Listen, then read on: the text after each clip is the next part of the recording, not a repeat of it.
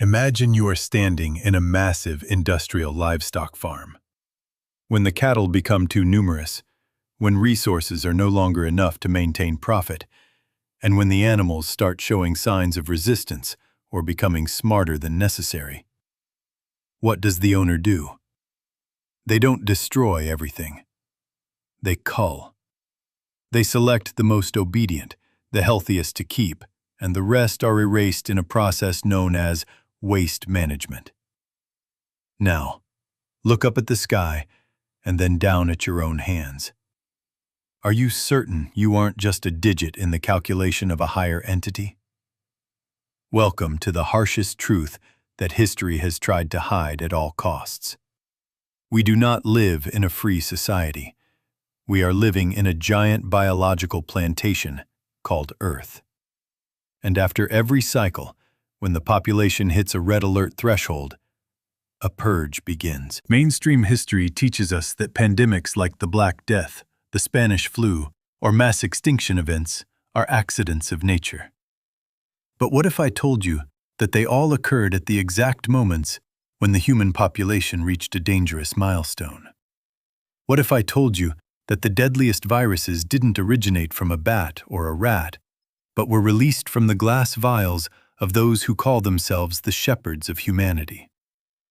Look at the numbers that historians have been silenced from ever mentioning. In the 14th century, the global population was exploding, especially in Europe and China. Resources began to dwindle, and peasant uprisings directly threatened the thrones of the elite. And then, boom, the Black Death appeared. 200 million people vanished from the world map in just a few years. But there is an anomaly that no textbook dares to record. Why is it that in the most horrific plague zones, the secret societies, the royal lineages, and those holding power remained almost entirely untouched? Why did they retreat into isolated fortresses with ample food and a mysterious antidote that commoners were never allowed to touch? That wasn't luck. That was preparation. A biological clearing was executed to restructure the world order. Moving into the 20th century, as humanity experienced an industrial boom, the population once again hit the 1.8 billion mark. Immediately, as World War I ended, another purge was triggered: the 1918 Spanish flu. 50 million dead. Pay attention to the rhythm. And humanity recovered. But the population grew too fast. Therefore, a new self-destruct mechanism had to be established. You think the destroyed Georgia Guidestones were a joke by a madman? Read the first line engraved on them in 8 different languages. Maintain humanity under 500 million in perpetual balance with nature. That wasn't a suggestion. That was a decree. That is the ideal number for the shepherds to manage this farm easily, without fear of being overthrown. Humanity has now surpassed 8 billion people, a number beyond the control of any management system. Do you feel the air around you thickening? Do you see the signs of a new Great Reset silently taking place right beneath your feet? Biosafety Level 4 laboratories are popping up like mushrooms in poor nations. Forced vaccination projects linked to digital biometric IDs. Genetically modified foods designed to systematically reduce human fertility. We are standing at the peak of survival. The farm owner already has the knife in hand. And the worst part isn't that we are about to be culled. The worst part is that we are still smiling, believing we are being protected. Look back at your lineage, at the neighbors who have disappeared in the last few years. Are you sure they left because of fate? Or were they just the first scraps in a protocol programmed thousands of years ago? But how do they do it? How do you convince billions of people to walk straight into the slaughterhouse without a fight? The answer is as simple as it is terrifying: the manufacturing of consent. In the farm, the cattle are fed a specific diet to keep them docile. For us, that diet is information. Have you ever wondered why our history books are so repetitive? Why they focus so much on the randomness of chaos, while ignoring the clockwork precision of catastrophe? Since the early 19th century, a group of elite thinkers, the Malthusians, have openly discussed the problem of the human surplus. Thomas Malthus himself argued that famine and disease were benevolent checks on the population. He wasn't a monster in the eyes of the elite, he was a prophet. He provided the moral justification for the farm's management. And, as the 20th century progressed, the tools became more sophisticated. But the problem grew larger. In 1974, a classified document known as NSSM 200 was authored by Henry Kissinger. It stated that population growth in developing nations was a threat to U.S. national security. Therefore, the strategy shifted from open warfare to covert intervention. Sterilization disguised as healthcare. Resource wars disguised as democracy. And the most effective tool of all, the lab-grown crisis. Look at the patterns of the last 30 years. Every time the global consciousness begins to wake up, every time the internet allows us to share truths that were once hidden, a new threat emerges. Ebola, SARS, H1N1, and the events that paralyzed the world in 2020. These are not accidents. They are stress tests. They are designed to see how much of your freedom you will surrender in exchange for a false sense of security. In a real farm, the sheep follow the sheepdog because they fear the wolf. But what if the shepherd, the dog, and the wolf are all on the same payroll? While you were locked in your home, staring at a screen filled with fear-inducing statistics, the farm owners were busy consolidating wealth and power at a rate never before seen in human history. They weren't trying to save you. They were tagging you. Your biometric data, your digital footprint, your vaccination status. These are the modern ear tags of the human livestock. They need to know exactly who is in the herd, who is productive, and who is a useless eater that needs to be phased out. The Great Reset isn't a conspiracy theory. It is the official branding of the farm's new management software. But here is the most chilling realization. The cull isn't always a sudden death. Sometimes it's a slow fade. Chemical additives in your water that lower your IQ. Microplastics in your blood that disrupt your endocrine system. A culture that celebrates the destruction of the family unit, ensuring that the next generation of livestock is smaller, weaker, and more dependent on the state. They are not just killing us, they are thinning our potential. Why?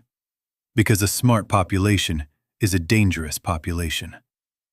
A human who realizes they are in a cage will eventually try to break the bars. But a human who believes they are saving the planet by not having children, by eating lab-grown insects, and by staying confined to 15-minute cities, that is a perfect product. They have turned our empathy against us. They tell us the Earth is dying because of overpopulation.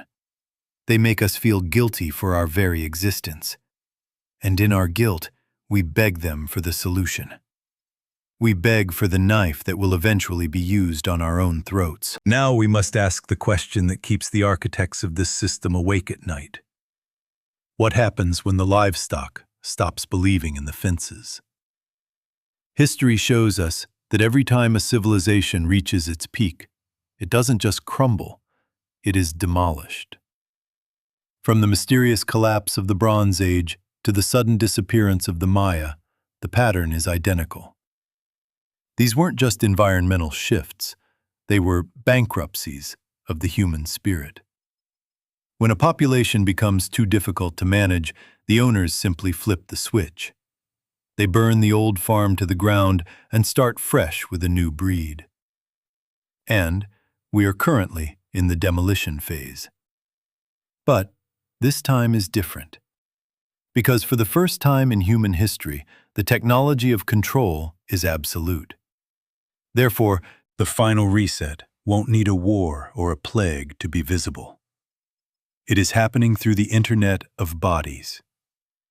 By merging our biology with their technology, they are seeking to install a permanent off switch within every human being. Think about it. If they can control your bank account with a click, if they can restrict your movement based on a social credit score, and if they can influence your very thoughts through algorithms, do they even need to kill you? You become a biological asset, a programmable machine that performs until your expiration date is reached. In the eyes of the global elite, the ideal human is one who works, consumes, and dies exactly on schedule, leaving no trace and no legacy. But here is the plot twist they didn't prepare for. Every farm has a wild element. In every era of purge, there were those who walked away from the cities. There were those who refused the medicine, who burned the tags, and who kept the ancient knowledge alive in the shadows. They are the reason you are here today. Your ancestors were the ones who saw the shepherd's knife and ran into the forest. They were the glitch in the matrix. The farm owners are terrified of you, not because you are strong, but because you are unpredictable. They spent trillions of dollars to convince you that you are powerless, a mere accident of evolution in a crowded world. They want you to feel small, so you won't notice how much they fear your awakening.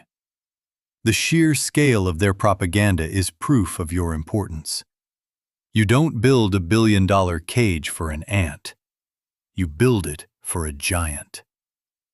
As we move into the final years of this decade, the pressure will increase. The crises will become more frequent, the shortages more severe, and the solutions more tyrannical. They will tell you it's for the common good. They will tell you it's to save the earth. But look past the slogans. Look at who is telling you to eat less while they buy up the world's farmland. Look at who is telling you to stay home while they fly in private jets to decide your fate. The earth as a farm theory isn't a prophecy of doom. It is a wake-up call. The moment you realize you are in a cage, the cage loses its power. The moment you stop seeking safety from the very people who created the danger, the shepherd loses his flock. So I leave you with this.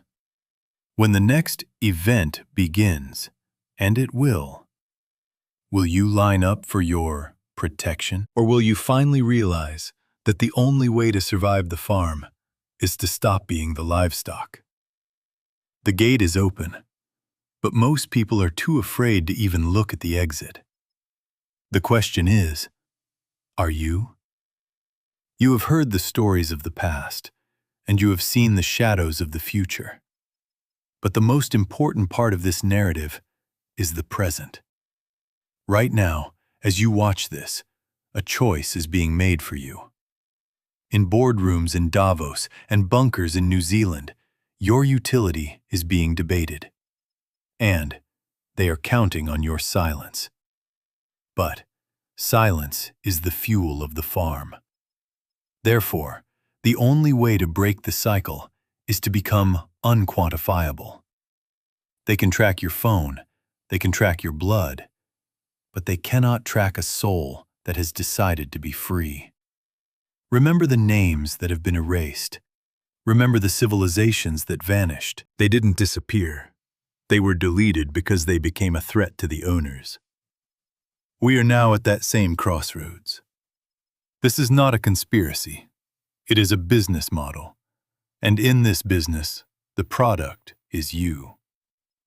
The next time you see a headline about a new virus, a food shortage, or a mandatory update, Don't ask what it is. Ask, is it harvest time? Be the glitch. Be the anomaly. Be the one who refuses to be culled. Because in a world of sheep, the only thing the shepherd fears is the one who remembers they were once a wolf.